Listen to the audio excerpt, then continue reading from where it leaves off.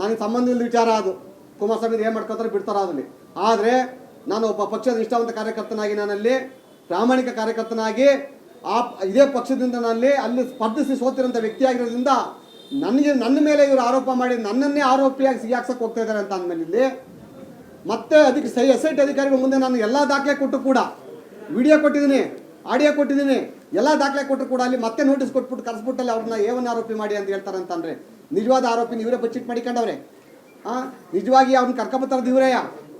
ನಿಜವಾಗಿ ಅವ್ರಿಗೆ ಬೇಕಾದಂಥ ಫೈನಾನ್ಸ್ ಫೀಡ್ ಮಾಡ್ತಾರದು ಇವರೇಯ? ಅವ್ರು ಯಾರ್ಯಾರ ಮೇಲೆ ಎಷ್ಟು ದುಡ್ಡು ಕೊಡ್ಬೇಕಂತ ದುಡ್ಡು ಕಳಿಸ್ತಾರದು ಇವರೇಯ ಮಧ್ಯವರ್ತಿಗಳಿಂದ?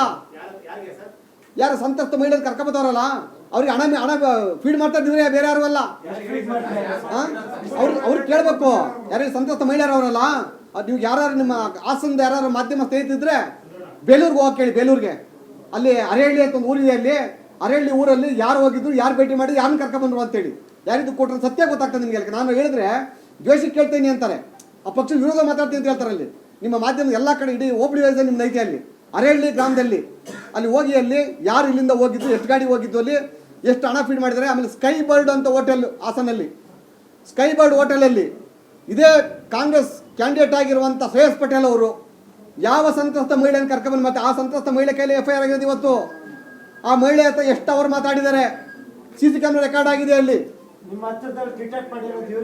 ಯಾರು ಯಾರು ಕಿಡ್ನಾಪ್ ಮಾಡಿರೋದು?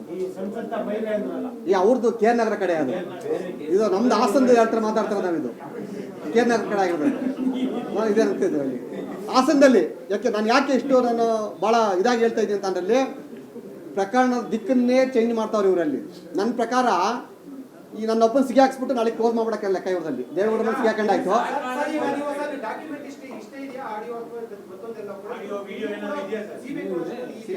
ಸರ್ CBIಗೆ ಕೊಡಕ್ಕೆ ಬೇಕಾದಂಥ ಬಲಿಷ್ಠವಾದ ದಾಖಲಾತಿಗಳಿದ್ದಾವೆ. ಅವು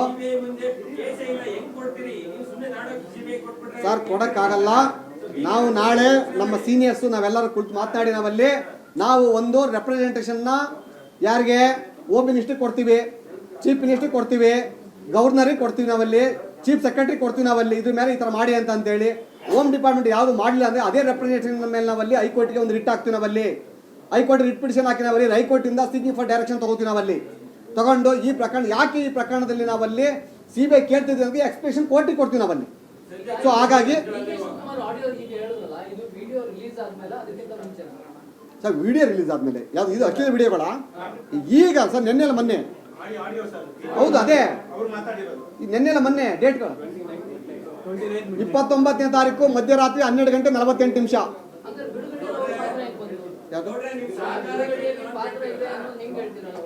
ಸರ್ ಬಿಡುಗಡೆ ಅಂತಲ್ಲ ಸರ್, ಒಂದು ನಿಮಿಷ. ಪೆನ್ ಡ್ರೈವ್ ಹಂಚಿರೋದು ಯಾರು ಒಪ್ಕೊತಾರಲ್ಲ ಅವರೇ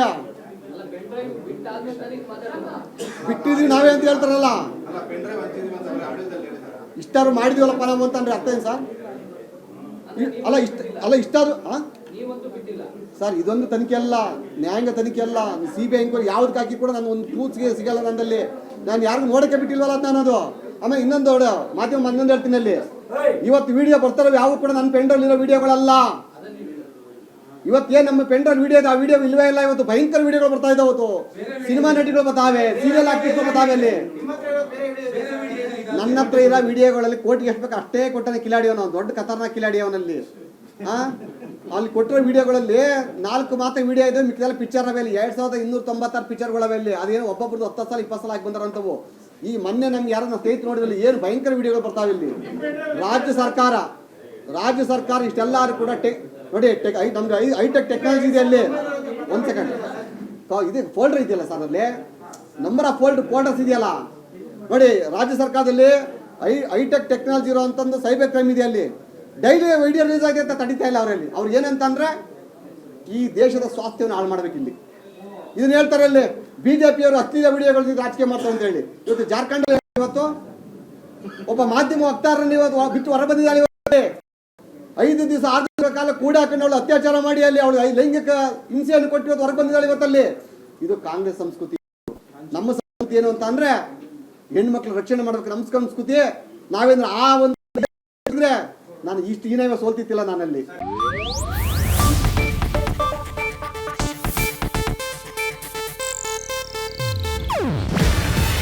ಇದು ಏಷ್ಯಾನೆಟ್ ನ್ಯೂಸ್ ನೆಟ್ವರ್ಕ್ ಪ್ರಸ್ತುತಿ.